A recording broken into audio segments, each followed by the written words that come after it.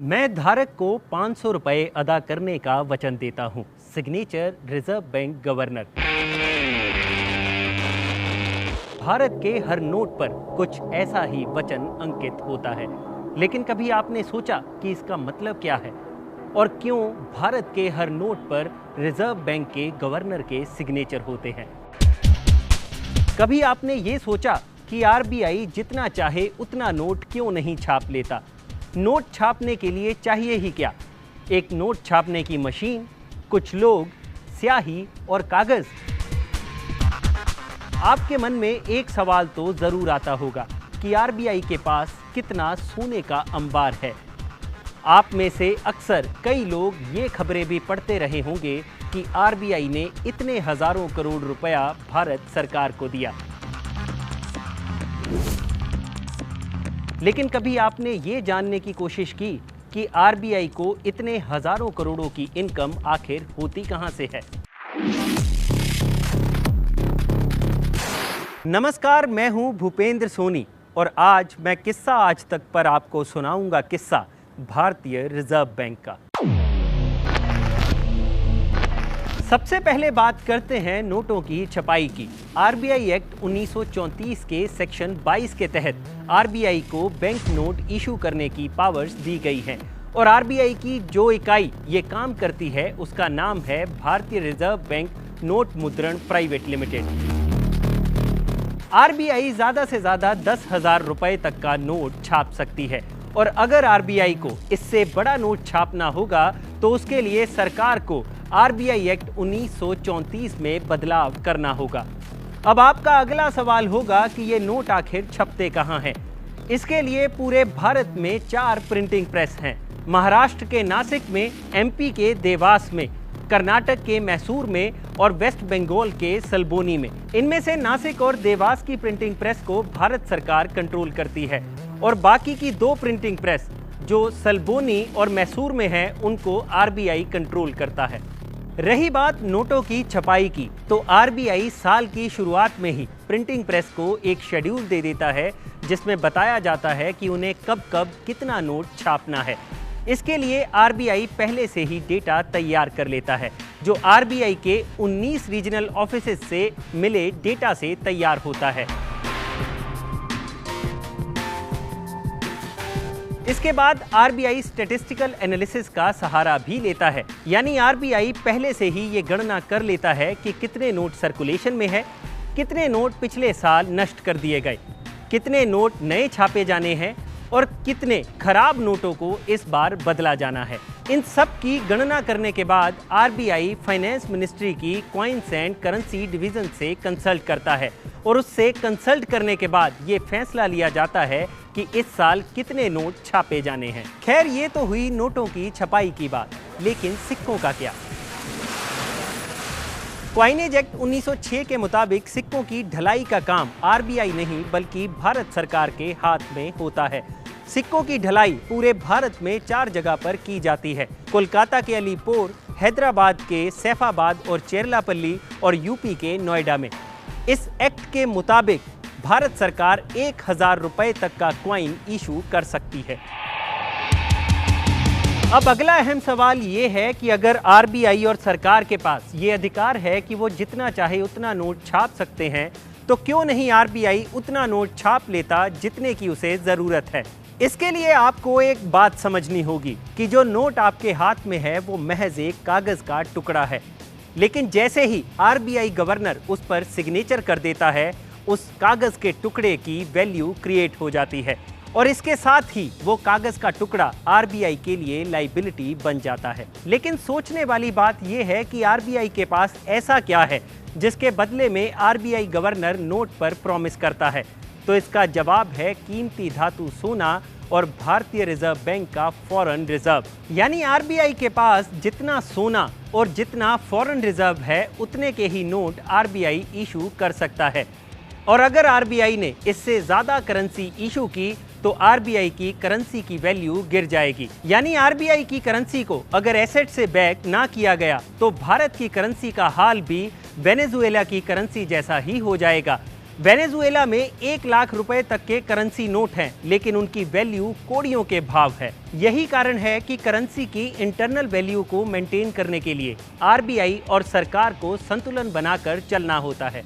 लेकिन क्या आप जानते हैं कि भारतीय करेंसी में एक नोट ऐसा भी है जिस पर भारतीय रिजर्व बैंक के गवर्नर के सिग्नेचर नहीं होते और ना ही उस पर लिखा होता है रिजर्व बैंक ऑफ इंडिया। चौंक गए ना? हम बात कर रहे हैं भारत के 1 रुपए के नोट की, जिस पर आरबीआई की जगह लिखा होता है गवर्नमेंट ऑफ इंडिया, क्योंकि इस नोट को छापने का अधिकार आरबीआई नहीं भारत सरकार के हाथ में होता है। इस नोट पर वित्त सचिव यानी फाइनेंस सेक्रेटरी के सिग्नेचर होते हैं। और एक फैक्ट जो आपको नहीं पता होगा वो ये है कि 1 रुपए का नोट अकेला ऐसा कागज का नोट है जिसे लाइबिलिटी नहीं बल्कि एसेट समझा जाता है, क्योंकि इसे 1 रुपए का सिक्का ही माना जाता है। यही कारण है कि इस नोट पर प्रॉमिस नहीं किया जाता। पहले हमने गोल्ड की बात की थी कि कैसे रुपया छापने के लिए गोल्ड एक महत्वपूर्ण भूमिका निभाता है। तो चलिए लगे हाथ ये भी जान लेते हैं कि भारतीय रिजर्व बैंक के पास कितना सोना है। वर्ल्ड गोल्ड काउंसिल के जारी किए गए डेटा के मुताबिक गोल्ड रिजर्व के मामले में भारत दुनिया भर के सभी देशों की लिस्ट में 10वें नंबर पर आता है। भारत के पास 612.6 टन गोल्ड है, यानी 6,12,000 किलो सोना। आरबीआई ने साल 2019 में 52.3 टन सोना खरीदा था, जिसके बाद ही भारत गोल्ड रिजर्व के मामले में 11वें नंबर से बढ़कर 10वें नंबर पर पहुंच गया है। लेटेस्ट डेटा की बात करें तो आरबीआई के पास टोटल फॉरेन एक्सचेंज का 6.1% हिस्सा गोल्ड होल्डिंग में है। आरबीआई अपने इस गोल्ड को भारत ही नहीं विदेशों में भी सुरक्षित रखता है। भारत की बात की जाए तो आरबीआई की नागपुर ब्रांच खजाने का काम करती है, क्योंकि आरबीआई का ज़्यादातर खजाना इसी ब्रांच में रखा गया है। और अगर विदेशों की बात की जाए तो आरबीआई का कुछ गोल्ड बैंक ऑफ इंग्लैंड में भी पड़ा है। विदेशों में गोल्ड रखने की बात सुनकर ज़्यादातर लोग ये भी सोच लेते हैं कि कहीं आरबीआई ने अपना सोना गिरवी तो नहीं रख दिया है, लेकिन ऐसा बिल्कुल नहीं है। ज़्यादातर रिजर्व बैंक ये प्रैक्टिस आमतौर पर अपनाते रहते हैं, क्योंकि इससे उनका गोल्ड रिजर्व सुरक्षित रहता है। अब इंटरनेशनल मॉनेटरी फंड यानी आईएमएफ को ही ले लीजिए, जिससे दुनिया भर के सभी रिजर्व बैंक सोना खरीदते हैं। इस आईएमएफ का भी कुछ सोना भारत में रिजर्व बैंक में सुरक्षित रखा गया है। तो अब तक हमने बात की कि कैसे आरबीआई रुपए की वैल्यू क्रिएट करने के लिए उतना नोट ही छापता है जितना कि उसके पास एसेट है। लेकिन रुपए की वैल्यू क्रिएट करने के साथ साथ आरबीआई को रुपए की वैल्यू को मेंटेन भी करना होता है, जिसके लिए सबसे बड़ी बाधक होती है महंगाई यानी इन्फ्लेशन। इसलिए इन्फ्लेशन को कंट्रोल करने में भी आरबीआई एक बड़ी भूमिका निभाता है। अब आरबीआई ये सब करता कैसे है? इसके लिए आपको महंगाई का कारण समझना होगा। यहाँ पर डिमांड और सप्लाई का नियम लागू होता है। जिस चीज़ की डिमांड ज़्यादा है और सप्लाई कम, तो जाहिर सी बात है वो चीज़ महंगी मिलेगी। लेकिन जिस चीज़ की सप्लाई ज़्यादा है और डिमांड कम है, तो उस चीज़ के रेट मार्केट में कम हो जाएंगे। महंगाई को कम करने के लिए आरबीआई भी इसी सिद्धांत का इस्तेमाल करता है। आरबीआई इसके लिए अपनी मॉनेटरी पॉलिसी का सहारा लेता है। सीधा सा फंडा है, अगर मार्केट में पैसा ज़्यादा होगा तो लोगों की परचेजिंग पावर भी बढ़ जाएगी, जिससे होगा क्या? 2 रुपए की चीज़ लोग 4 रुपए में भी खरीदने को तैयार रहेंगे। लेकिन अगर मार्केट में पैसे का इनफ्लो कम कर दिया जाए तो लोगों की परचेजिंग पावर भी कम हो जाती है, जिससे लोग कम खरीदते हैं, उससे चीज़ों की डिमांड भी कम हो जाती है, जिससे महंगाई नियंत्रण में आ जाती है। इसके लिए आरबीआई रेपो रेट और कैश रिजर्व रेशो यानी सीआरआर को बढ़ा देता है, जिससे मार्केट में कैश इनफ्लो और बैंक लोन को रेगुलेट किया जाता है। इसे और आसानी से समझते हैं, अगर रेपो रेट बढ़ जाएगा तो बैंक जो आगे लोन देते हैं उसका इंटरेस्ट भी बढ़ जाएगा, यानी लोगों को हायर इंटरेस्ट पर लोन मिलेगा। और वहीं अगर कैश रिजर्व रेशो बढ़ जाएगी तो बैंकों को आरबीआई के पास ज़्यादा पैसा रखना होगा, यानी बैंकों के पास कैश की कमी हो जाएगी, जिसके चलते अगर बैंकों के पास पैसा कम होगा तो वो आगे भी पैसा कम ही दे पाएंगे, जिसका असर होगा कि मार्केट में पैसे का इनफ्लो कम हो जाएगा। यानी लोगों के पास अगर पैसा कम होगा तो उनकी परचेजिंग पावर कम हो जाएगी, जिससे महंगाई खुद ब खुद कंट्रोल में आ जाएगी। इसमें भी आरबीआई को संतुलन बनाकर चलना होता है। डिमांड कहीं इतनी भी ना कम हो जाए कि इकोनॉमी डाउन हो जाए और महंगाई कहीं इतनी भी ना बढ़ जाए कि आम आदमी का जीना ही मुहाल हो जाए। अब बात करते हैं सबसे अहम सवाल की कि आखिर इन सभी ऑपरेशंस को करते हुए आरबीआई पैसा कहां से कमाता है, जो आगे सरकार को दिया जाता है। आरबीआई की कमाई के कई साधन हैं। इनमें से एक है ओपन मार्केट ऑपरेशंस। अब आप ये सोच रहे होंगे कि ये होता क्या है। असल में आरबीआई बैंकों से बॉन्ड्स खरीदता है और इसके एवज में आरबीआई उन्हें कुछ पैसा देता है, जिससे इकोनॉमी में पैसा घूमता रहता है और इन बॉन्ड से आरबीआई इंटरेस्ट भी कमाता है और इन बॉन्ड्स की वैल्यू बढ़ने पर आरबीआई को प्रॉफिट भी होता है।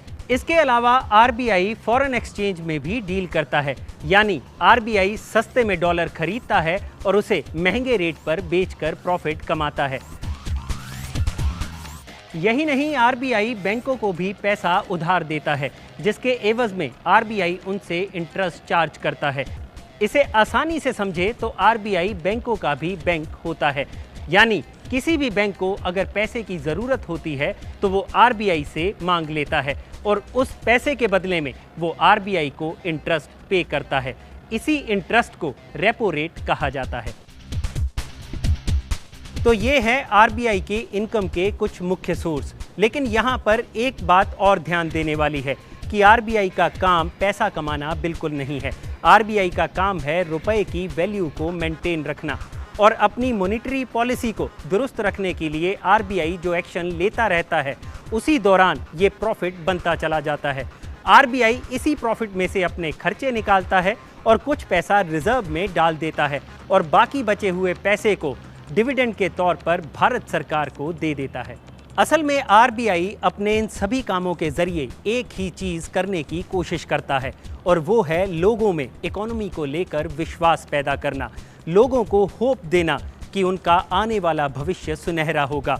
और इस भविष्य को सुनहरा बनाने के लिए एक संस्था तत्परता से काम कर रही है और उस संस्था का नाम है रिजर्व बैंक ऑफ इंडिया। अगर आपको ये किस्सा पसंद आया हो तो इसे लाइक और शेयर करना मत भूलिएगा और जानकारी से भरे ऐसे ही और वीडियोस देखने के लिए आप YouTube पर सर्च कर सकते हैं हमारा शो किस्सा आज तक।